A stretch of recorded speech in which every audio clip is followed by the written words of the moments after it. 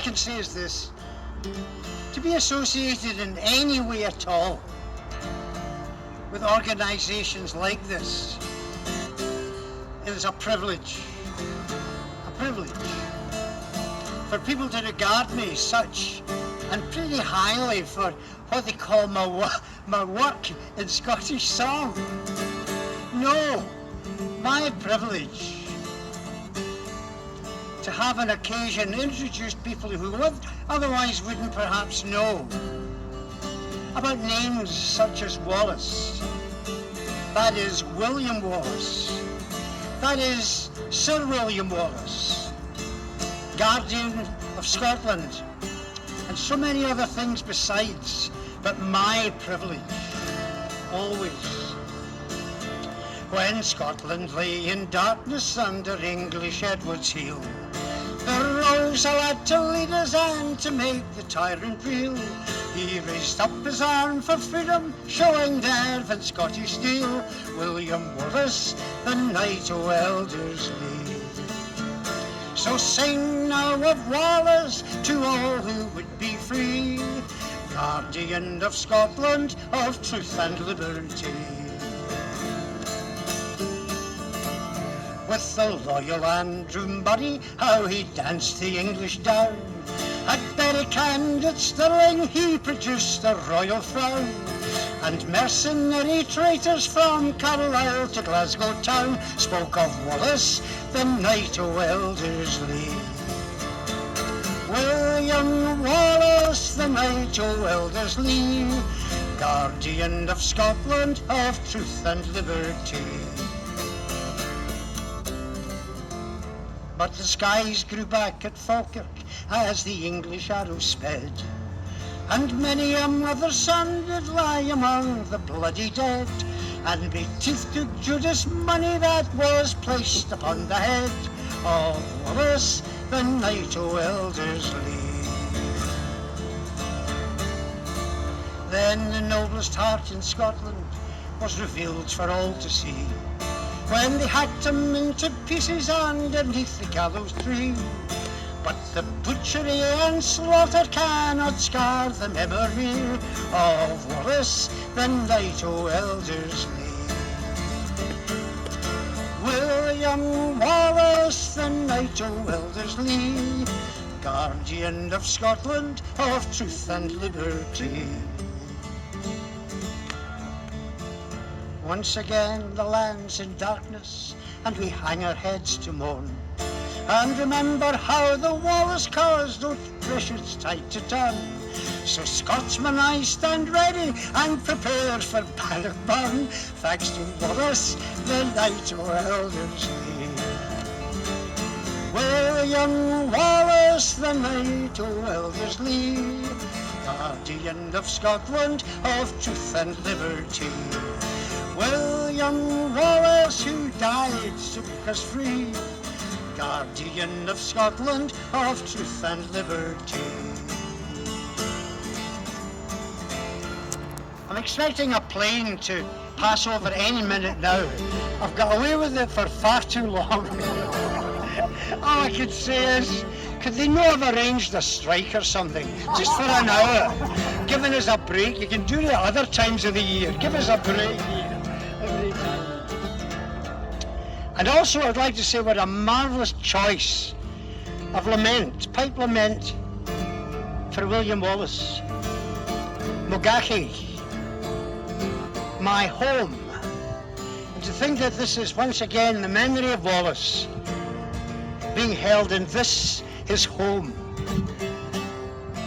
Or at least, this is the one that they fight about.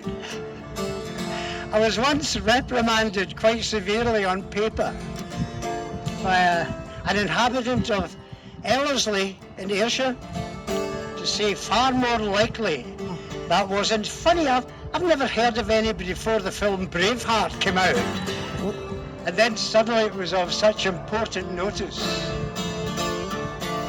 My thanks indeed, not only for the glowing introduction I should receive from a good friend Neil Lachil, who's not only been a pal for so long, but he's such an enthusiast about my work that All I can say, he's been an unpaid herald on behalf of Alistair MacDonald. That's a delight to know. They say that a hero has left us forever. The heart of the Wallace is beating no more, but his spirit flies free on the high-flowing river, and high in the sky where the wild eagles soar. The hero is gone, but our shackles are shed.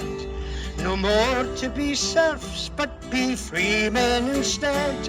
For Scotland he fought, and for Scotland he bled, and rejoice in the name of brave Wallace. Wallace the warrior, Wallace the brave, never for him the cold, quiet grave. Though they chained him and maimed, and he died like a slave, the word that he lived by was freedom. The word that he lived by was freedom. Missed me. It's also most appropriate on this day of days that a wreath of lilies should be laid on the what we believe to be the birthplace of William Wallace, in memory of him, his struggle and his work. This might not be directly connected to William Wallace, but nonetheless, given the times through which we pass now, it's well to remember that William Wallace did not invade England and become a threat. England was already invaded, and he picked up the reins, as it were, to lead Scots of a like mind against the invader. At Falkirk it's marvellous, because at that battle it's remembered the English that died there as well as the Scots. All the more important, this song by a Canadian called Ed McCurdy, that gained some foothold during the 50s and 60s and then was consigned to passé.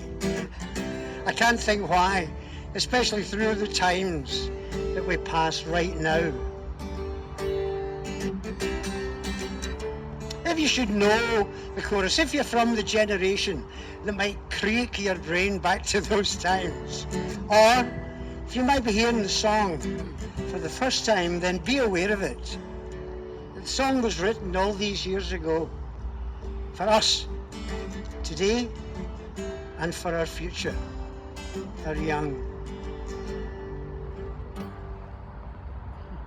Last night I had the strangest dream I've never dreamed before. I dreamed that the men who in charge of this world may sign a paper against war. In my dreams I saw a mighty room, and the room was filled with men, and the paper they were signing said they'd never fight again.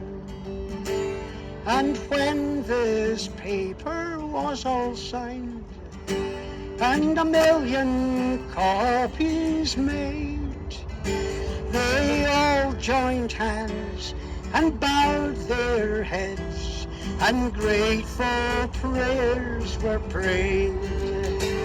And the people down in the street below were dancing around